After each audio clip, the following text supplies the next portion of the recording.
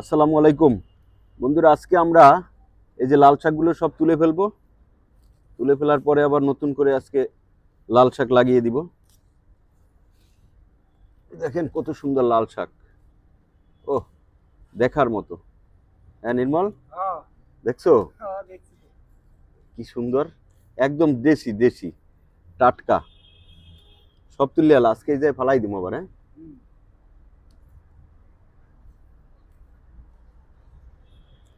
দুই মুঠ হয়ে যাবে ভরপুর।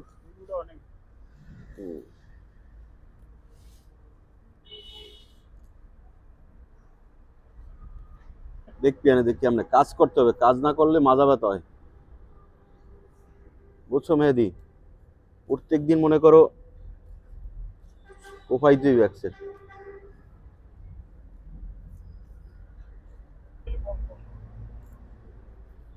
তিন মডেল একটা ছবি তুলিস তো মেহেদি।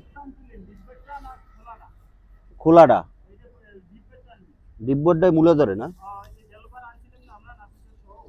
হুম, বিসমিল্লাহ আল্লাহ রসুল আল্লাহ। তো আমরা এখন আমাদের বাগানের মূলা প্লাস শাক এটা তুলতেছি।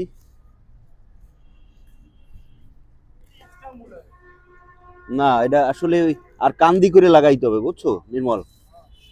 কান্দি করে লাগাইলে মূলাটা ভালো ধরে।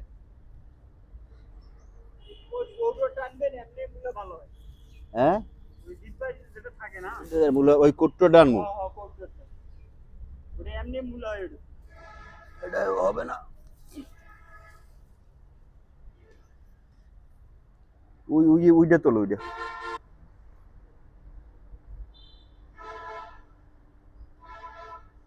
এরপরে পালং শাক তুলবো। হ্যাঁ বন্ধুরা, আমরা এখন পালং শাক তুলবো। দেখেন আমাদের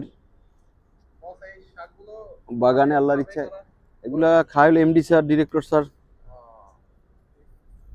ইনশাল্লাহ আমরা অনেক আইটেম, প্রায় 33টা আইটেমের শাকসবজি আমরা যাই চাষ করি, বুঝছেন দাদা?